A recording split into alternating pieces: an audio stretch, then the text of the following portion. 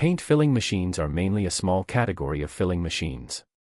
In terms of the degree of automation of production, they are divided into semi-automatic filling machines and fully automatic filling production lines.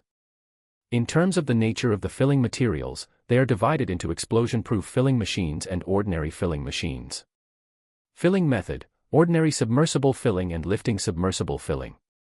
Application industry: paint, ink, paint, asphalt, glue, lubricating oil, petrochemical, fine chemical, and other liquid, fluid, paste products. Main features: 1. The system filling machine adopts weighing filling with high metering accuracy and is not affected by the material.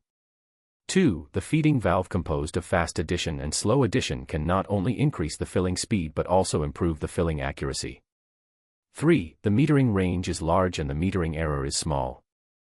4. The filling head adopts an anti-drip device, and the material poured out does not produce bubbles, and the effect is good.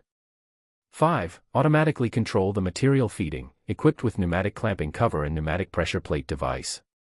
Standard configuration: instrument, GME, sensor, Mettler Toledo, pneumatic components, air